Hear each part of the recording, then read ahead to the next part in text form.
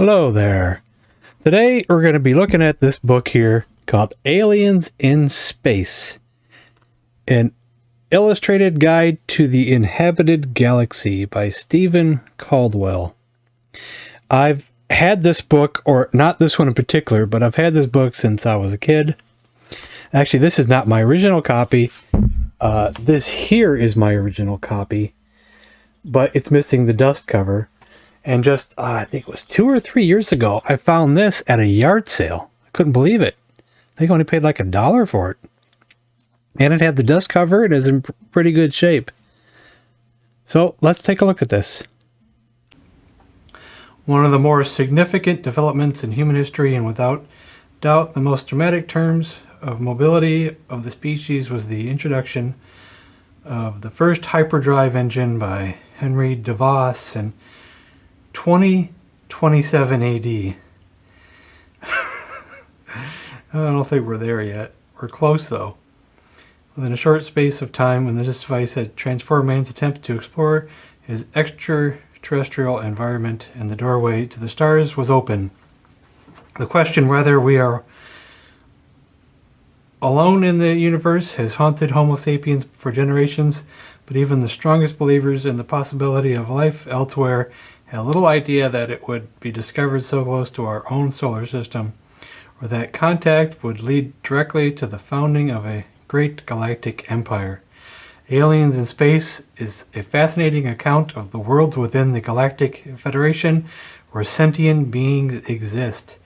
It describes the characters, cultures, and circumstances of an extraordinary variety of creatures, from the gentle and sophisticated Alpha Centaurians to the terrible Fangstones of Hades. Each section opens with a planetary data check and navigational reference.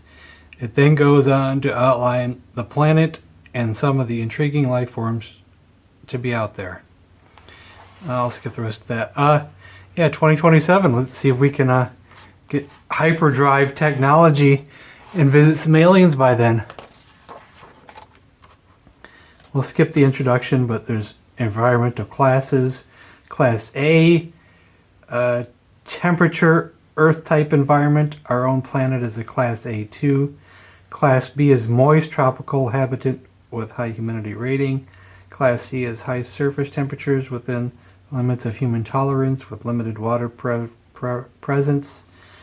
Class D is arid worlds with low temperature ranges that sometimes indicates planets where the available moisture is locked in extensive ice fields. Class C is moist, low temperature worlds, usually indicated cold planets with extensive oceans or seas. Class F and G are special category C navigation manuals at time of issue. Note: Beacon and IB inhabited body numbers refer to standard listings contained in the Galactic Trade Council catalog. Okay, yeah. Let's see, this is Alpha Centauri 1, type of sun, G4 double magnitude, 4.38 radial velocity. I don't think I'm going to read all this. Maybe you can pause it and read it if you want.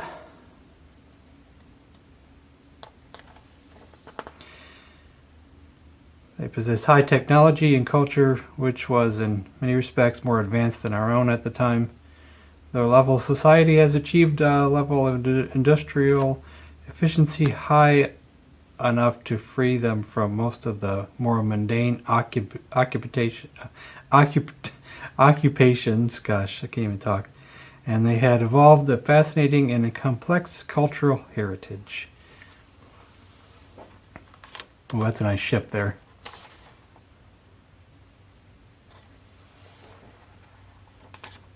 Oh, look at that thing there. I'd be wary of this right here. Although the inhabitants of this delightful planet are naturally gentle and generous of spirit, it is important to remember that they possess an extremely intricate code of behavior and find any major breach of etiquette physically distressing. When faced with any persistent offender, they react by imposing Bethrel, which is essentially a refusal to accept the existence of the guilty party. By some means not clearly understood, this is communicated to all their fellows, and through it may not appear of any great significance to an off-worlder. It is extremely effective. Unless you have experienced the process, it is difficult to appreciate the unpleasantness and even danger of being unable to evoke reaction on any level from the creatures of the world you are on. Ooh, Proxima Centauri 3. Oh my gosh, look at that creature.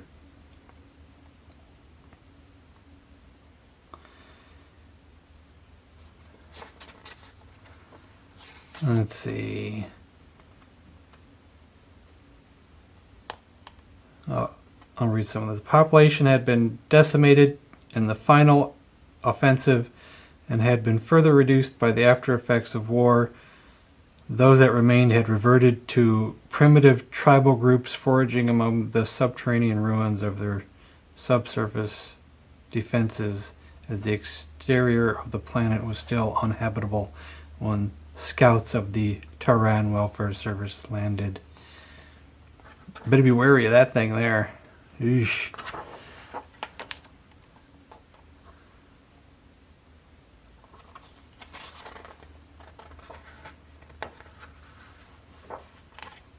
Is that Spock?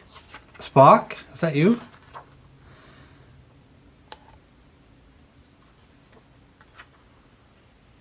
Look at those computers there. It's like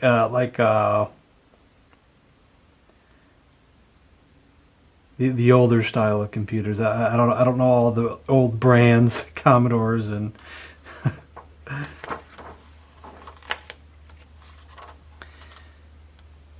Gadgetia. Probably Gadgetia. Is well known for its principal industry, which is the manufacture and export of electronic and mechanical hardware. Its name, in fact, is derived from an ancient English word meaning a tool, and was given to the industrious world by the crews of early survey and prospecting ships, who used to call to barter for repairs. Oh boy. Better watch out.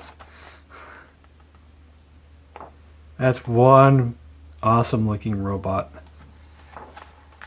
Oh, that is awesome too. It's got booby hands. Look at that. Get a drink here.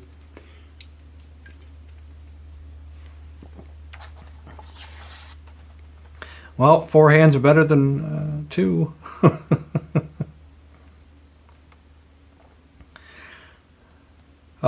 I don't know if it mentions anything about the creatures on these pictures. Let me go back for a second here. I wanted to see something real quick. Ah, yeah. So there are little captions about the pictures. Okay, I wanted to read about this one. One of the few dangerous species this planet possesses is the Growth, a wolf-like creature whose bite is extremely venomous. Nocturnal, inhabit. They hunt by sight since they see in the infrared spectrum and are virtually blind during the daylight. Fortunately, their numbers have dwindled as agricultural land has increased, and they now inhabit only the most remote regions of the planet. What about this boy here? One of the few examples of Proximan wildlife which survived the war was the impressive and ferocious Goracon, which inhabits the polar regions. Now a protected species, it was almost hunted to extinction for its valuable skin. The city in the background is Vasta, the only surviving example of pre-war Proximan architecture. And this is a Proximan. Though hairless, are almost identical to ourselves, except in the arrangement of their internal organs. The illustration shows an unsuccessful entrant in the planetary air race, which attracts many off-world visitors. And this dude is, it just says industrial and residential areas are intermixed and show the marked influence of Alphan architecture. Their virtual destruction of their own cultural heritage has led to Proximans to adopt elements from the other planets, hence the fashion for wigs. The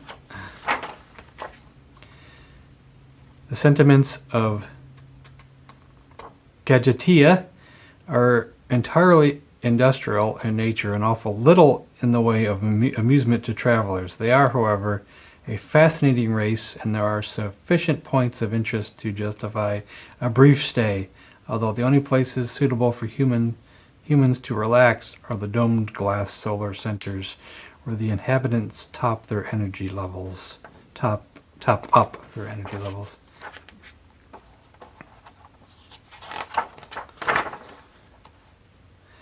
And this here, the sometimes awesome machines operated by the inhabitants are frequently mistaken for the people themselves. In fact, in the illustrations here and on the preceding pages, the real Gadgetians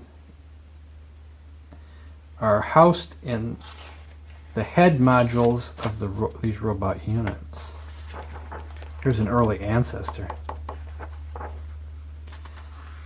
Nova Nevada. Due to their extraordinary powers, the solitary wandering people of Nova Nevada are known as the Magicians. He's got a wicked-looking knife there. It is impossible to determine where the ever-present mists rising from the surface end, and the unbroken layer of the clouds which encompass the entire planet of Nova Nevada begin. It is a world of vapors, where the thick, fleecy blanket above masks the let me start over. It is a world of vapors where the thick, fleecy blanket above masks the face of the sun and diffuses its light evenly over the surface. Boy, I have a hard time reading.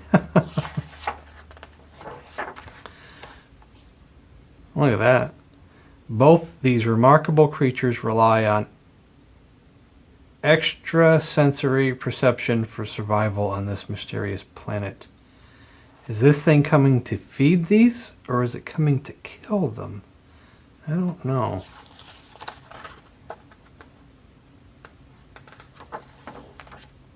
Swarmy. Let's see. Swarmy is one of the small number of planets which seem to be an early stage in their evolutionary development, where a sentient life form is in the process of emerging, with the result that is awarded a special federation status. I'm not going to read too much more of this one. A private solar sailor encounters the infrequent but less than pleasant phenomenon of the high-flying creatures of Swarmy as they congregate during the mating season in a manner which earned this planet its name. Gee, a planet of flies, huh?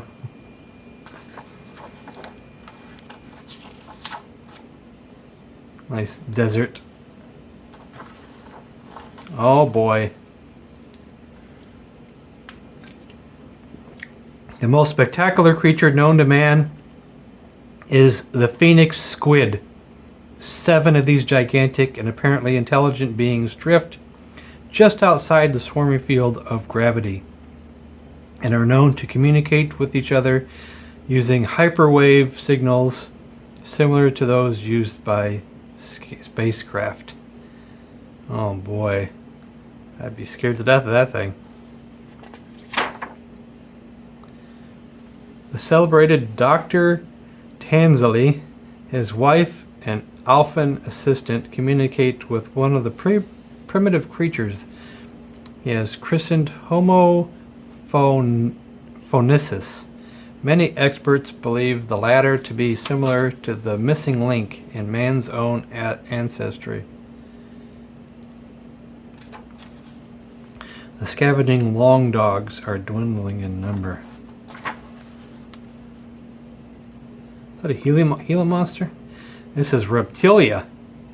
Reptilia is not a world which can be described as having instant appeal to the first-time visitor, as its inhabitants present a rather fearsome aspect for those accustomed to bipedal society.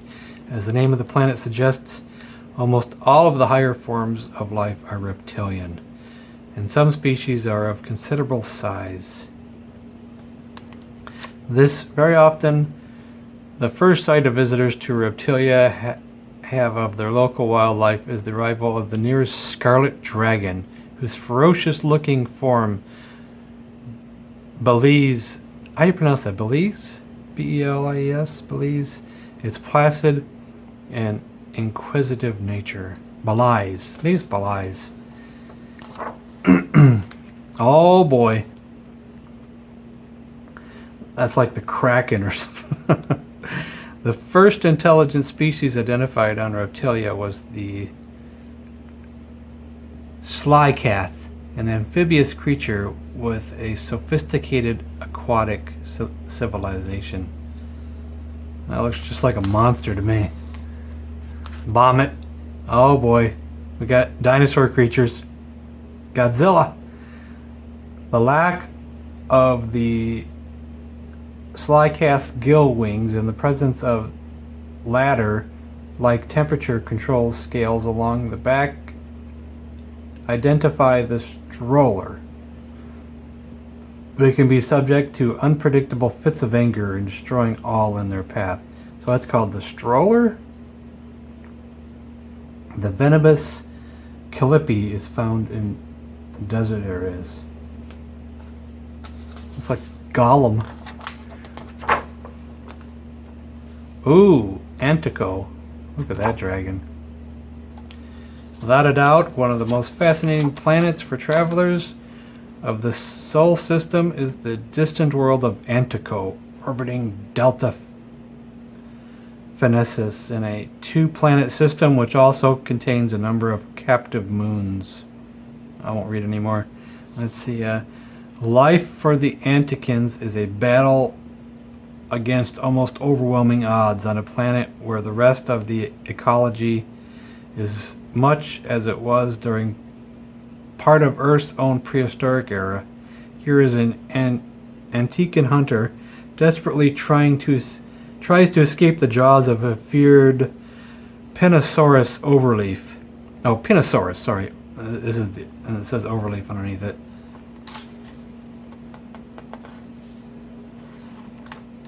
Oh, look at that. Oh, that's the overleaf. Okay, that's what that was meant. Okay, the overleaf is the Federation settlers occupy an Antico's only colony, are regarded as gods by the natives, but are nevertheless vulnerable to danger in the same way as their worshippers. The enormous bat-like creature which has attacked this welfare officer's skimmer is known to the natives as a skekel, and is one of the several flying creatures found here. That's wicked. Oh, you can ride them. Is that like Cringer? He-Man and Cringer? Every Antican male is required to make a pilgrimage to look on the walls of the colonial city, which they regard as a sacred place. Here a young warrior sits astride one of the few saurians, which has been successfully domesticated, and he pays his respects to the holy city. The Pterosaurus is one of the several airborne species inhabiting the planet. They assume the colonists' aircraft to be either prey or predators and pose as great hazard to atmospheric travel as do the great lizards to surface expeditions. Flying dragons. Aquatica. Ooh, look at that. It's like a cyclops. The study of ancient Turan literature, particularly that of the 12th and the early 21st centuries reveals a great deal about our predecessors' attempt to visualize the forms that extraterrestrial life might take. Two interesting points which are immediately apparent are, firstly, that it was difficult for them to suggest the full range of possibilities that we know now to exist. The second, that of the forms popularly imagined the inhabitants of the Aquatica would fit on one of the commonest stereotypes. What is this? The intellectually gifted Aquaticans looked almost though they have stepped straight out of the 20th century popular literature. But despite their appearance, they show every sign of becoming very important members of the Galactic Federation. Yeah, I remember all these pictures when I looked at this book when I was younger. That dude is so freaky. There are a number of superficially different varieties among the intelligent inhabitants of this watery world. This type illustrated live in the warmer regions and lack the scales of the cold water groups. In the background are the remains of one of the Aquatica's mysterious ruins.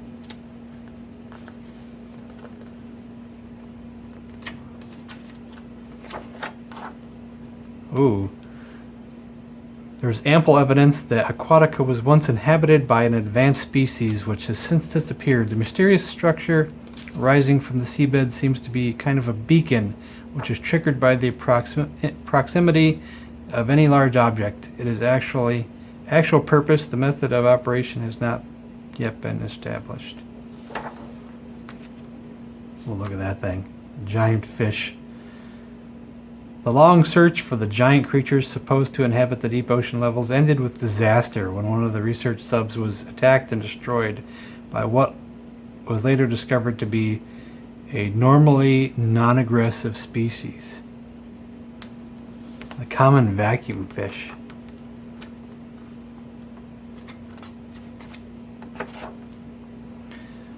Matar 4. The haunting beauty of Matar 4 has been the focal point of romantic space mariners' tales since the ships of men first probed into the unknown regions of what is now the perimeter of Federation space.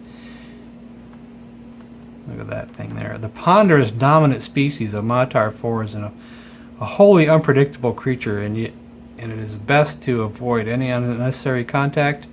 Although frequently generous in their dealings with off-worlders, they are as likely to erupt into unprovoked rage. Look at that blob-like creature. Oh, look at that. The subject of many early myths, this winged humanoid is actually a ruthless carnivore whose shrill hunting cry has chilled the blood of anyone who has seen the effects of its lethal talons. Oh, boy. I thought they were mating for a second there. Oh, this one's my favorite. Hades.